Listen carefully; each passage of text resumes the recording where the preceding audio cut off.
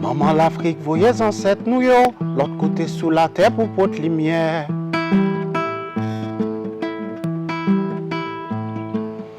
Maman l'Afrique, voyez petite Lio, l'autre côté sous la terre pour mettre couleur.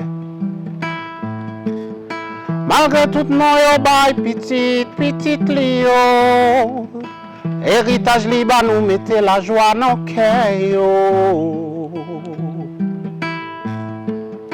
C'est mauvais exemple petite Lio, qui fait au coin des faux nous lier à couler pour. Mais c'est principe mouno, c'est pour question de noir, ni rouge, ni jaune, ni blanc. Principe mouno, égal pour nous toutes, même si chaque monde différent. Comme la musique qui n'a pas de frontières, News Africa 24 non plus n'a pas de frontières. Et c'est pourquoi aujourd'hui, on quitte Paris pour venir en Guinée-Conakry où on rencontre un grand artiste, musicien, compositeur, chanteur, M. Grégory Laforêt. Bonjour M. Grégory Laforêt. Bonjour, merci de me recevoir. Tout le plaisir est pour nous. Contrairement à ce que beaucoup pourraient penser, on peut également bien entreprendre dans la musique.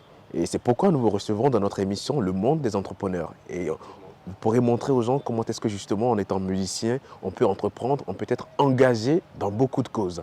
Mais avant, qui est Grégory Laforêt? Qui êtes-vous si on devait vous présenter en quelques mots? Je suis haïtien, je suis né à Port-au-Prince, grandi à Port-au-Prince, musicien, chanteur, compositeur comme vous l'avez mentionné. Mais c'est aussi un amoureux de l'art, de la musique, de l'expression artistique en général et aussi très ancré dans la tradition, la culture et dans la recherche et d'identité, de retour aux sources, etc. Alors, vous aimez la musique, vous faites la musique, mais quel est votre parcours? Est-ce que vous avez commencé à faire la musique étant tout jeune ou est-ce que vous l'avez commencé plus tard? Est-ce que vous avez fait autre métier? Est-ce que vous pourriez nous parler de votre parcours et nous dire comment est-ce que vous êtes arrivé dans la musique? Ok, ça a commencé par l'écriture. J'écrivais déjà de la poésie à 10 ans, 12 ans. Après, la guitare est arrivée dans ma vie vers 17 ans, 18 ans, pas trop tôt non plus. J'ai commencé la musique parce que je voulais toujours avoir ce moyen de m'exprimer. Donc, je n'ai pas été à l'école de musique au début. J'ai commencé comme autodidacte. Après, pendant le parcours, j'ai eu plusieurs maîtres. J'ai eu des profs de différents pays également qui m'ont enseigné le langage de la musique. Et après, j'ai décidé aussi, après les études, parce que j'ai fait la formation d'agronome, je suis ingénieur agronome de formation. Et après, la musique a été pour moi ce moyen de concilier le monde scientifique et le monde artistique en faisant un projet culturel, c'est-à-dire une entreprise culturelle, comme vous l'avez bien parlé. Donc la musique est ce moyen de faire passer le message. Donc vous avez su créer un lien entre votre parcours d'ingénieur agronome et la musique. Et vous parlez justement d'un projet de recherche d'identité qui permet de concilier l'art, la musique, à ceux qui viennent d'Afrique ou des Antilles. En quoi consiste ce projet? C'est quoi ce projet concrètement? C'est un projet de retour aux sources. Parce qu'on a toujours cette question de l'identité. Quand on vient de la Caraïbe ou bien on est de la diaspora africaine partout dans le monde, on a toujours cette question sur l'identité. D'où venons-nous et notre histoire? Pourquoi on nous raconte une histoire commencée par l'esclavage, pendant qu'il y avait beaucoup d'histoires avant? Donc, le but de ma recherche, effectivement, c'est de trouver des histoires d'avant.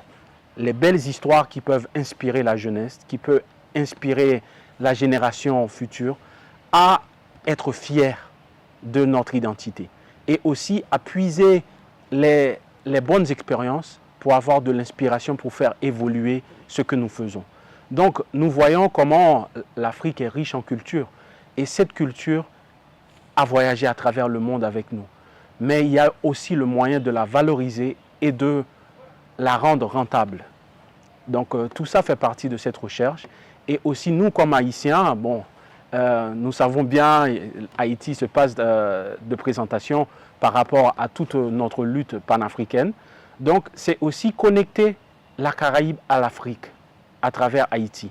Créer ce pont culturel pour aussi donner cette image de la Caraïbe vers l'Afrique, mais aussi de l'Afrique vers la Caraïbe. Je ne suis pas très fort en créole, mais je connais beaucoup, j'ai beaucoup d'amis qui parlent créole, qui viennent d'Haïti ou de la Martinique ou des Antilles.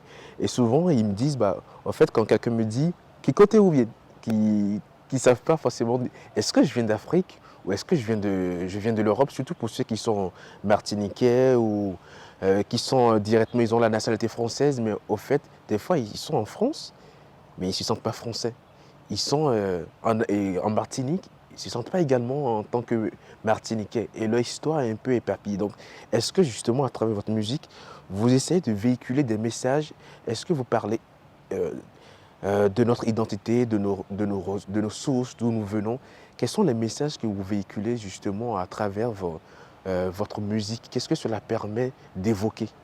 Donc de voir, ma musique, effectivement, elle parle de l'identité, mais aussi de comment nous sommes tous nés d'un métissage, parce qu'aujourd'hui dans le monde, nous sommes tous mélangés, nous sommes la race humaine, et indépendamment de là où nous venons, nous avons des besoins, nous avons des sentiments et tout ça, mais quelqu'un est quelqu'un quand il sait bien là où il est ancré, dans ses traditions, dans sa culture, et c'est là qu'il peut aussi avoir la tolérance. Donc ma musique parle beaucoup de ça, parle beaucoup de voir positivement l'africanité, de parler de le passage de l'héritage, le passage de la tradition de génération en génération, d'éduquer les enfants d'une manière plus consciente. Je parle aussi d'écologie, d'environnement, je parle aussi de la vie paysanne dans ma musique, de la fierté de la vie paysanne, que souvent on n'est pas fier de venir du monde paysan, mais il y a toute une fierté par rapport au style de vie. Je parle aussi de la vie courante, des défis de la jeunesse. Je parle aussi, il y a certaines chansons qui sont totalement dédiées à Haïti par rapport à la situation actuelle, par rapport aux défis que nous avons vers là-bas. Quelle autre chanson? Des principes humains, comme celle que j'ai commencé. Les principes humains, indépendamment de la couleur de la culture, il y a des principes humains, c'est-à-dire le respect, la tolérance, la compassion sont des principes qui dépassent les frontières, on peut dire. Oui. Donc, ma foi, c'est fort intéressant ce que vous faites, surtout lorsque vous arrivez à tirer profit, tirer parti de votre parcours d'agronome, à parler également de la nature, de la culture. Et aujourd'hui, principalement, quels sont les résultats de vos recherches en tant qu'entrepreneur? Lorsqu'on laisse le côté musique, même si c'est relié, quels sont les principaux résultats de vos différentes recherches? Oui, parce que en fait, ce projet de recherche culturelle, en fait, basé sur la culture, m'a permis aussi de quitter mon pays et de vivre en Afrique de l'Ouest. Cette entreprise parle aussi d'éducation, donc de la transmission de connaissances, qui peut être un travail à temps plein, et aussi de créer cette entreprise musicale qui permet d'avoir des profits de la musique. Par exemple, créer un disque, enregistrer un disque et le mettre sur le marché, les spectacles, les instruments, les formations, la mode. Donc tout ça rentre dans le parcours et prochainement ce sera aussi les produits agricoles. Super, donc vous arrivez à vous chercher les résultats de vos recherches, vous permet de savoir comment concilier justement la musique, la culture, que ce soit à travers la musique mais également pouvoir créer des activités autour. Et quelles sont aujourd'hui vos ambitions, vos perspectives pour votre carrière entrepreneuriale? En fait, disons quand on fait de la musique, c'est exactement une entreprise. Donc il faut la gérer vraiment comme une entreprise, avoir les comptes, avoir un projet de marketing, avoir des perspectives. Donc les perspectives, c'est vraiment faire grandir ce projet et pouvoir l'amener à beaucoup plus d'endroits, de faire connaître ce projet qui est aussi un message qui peut toucher la jeunesse, qui peut amener à connaître qu'est-ce qui se passe entre l'Afrique et la Caraïbe, mais aussi à avoir cette indépendance, travailler vers l'autonomie. Oui. Vous avez évoqué tout à l'heure message. Et pour finir, quel message vous auriez à l'endroit des jeunes qui vous écoutent, ou pourquoi pas aussi des investisseurs? Quel message vous avez d'abord à l'endroit des jeunes et quel message vous avez également à l'endroit des investisseurs qui pourraient vous accompagner dans ce projet? Le message pour les jeunes, c'est de oser rêver, s'inspirer des bonnes expériences, mais aussi s'éduquer, bien se former parce que le projet qu'on va mener va dépendre beaucoup de la vision et du bagage intellectuel de la personne qui le mène. Donc, ce serait vraiment le message pour la jeunesse.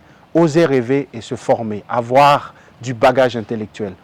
Et puis, pour les investisseurs, la culture, c'est un moyen de faire le développement humain, de travailler avec les gens, éduquer les jeunes et investir dans cet aspect de la durabilité. On peut investir dans des projets culturels parce que les projets de développement devraient être basés sur la culture. Pour faire développer une communauté, une entreprise dans un lieu précis, il faut être ancré dans la culture pour savoir quels sont les éléments importants. Donc, la culture, disons que c'est une boussole. Donc, investir dans la culture, c'est investir dans l'avenir. Nelson Mandela disait que l'éducation est l'arme la plus puissante qu'on puisse utiliser pour changer le monde. Mais je me dis, est-ce qu'on pourrait éduquer sans la culture? Est-ce que toute personne qui paie la culture, est-ce que cette personne n'a pas tout perdu? Donc effectivement, la culture, c'est très important. Et je pense que tout investisseur qui vous regarde actuellement sur News Africa 24, dans l'émission Le Monde des Entrepreneurs, devrait vraiment vous accompagner et vous permettre d'aller réellement de l'avant. Et on va se quitter sur une autre sonorité musicale, jouée par Grégory Laforêt. Mais avant que vous nous jouez, rappelez à nos téléspectateurs, est-ce que désormais vous êtes basé en Guinée, puisque vous étiez en Haïti, est-ce que désormais vous êtes totalement basé en Guinée ou vous voyagez à travers le monde comme la musique qui n'a pas de frontières? Aujourd'hui, je peux dire que mon domicile est à Conakry. Je suis haïtien, j'ai grandi en Haïti, mais à un moment, le parcours m'a amené ici. D'ici aussi, je bouge pour aller à d'autres endroits et je reviens ici à Conakry, qui m'a adopté depuis ces dernières années. D'accord. Merci Conakry en tout cas. Écoutons Grégory Laforêt pour une dernière sonorité musicale.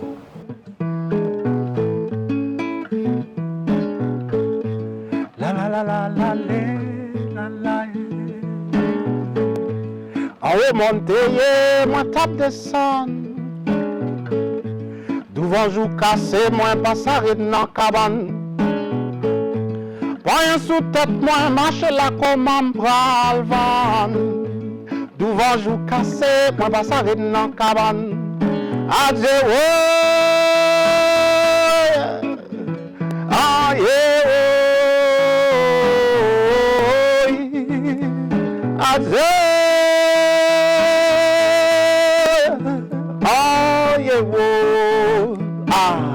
Camion en pral passer, li pas prétendre, même si c'est 5 gouttes forme défendre, forme pressée pour m'ka descendre, moun bolari trop bien habillé, yo pas de m'poter, et de mettre sous tête,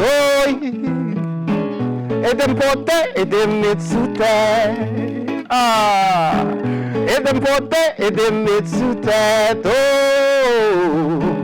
et de m'poter, et de mettre sous terre. Merci de nous avoir suivis et à très bientôt. Restez connectés sur News Africa 24.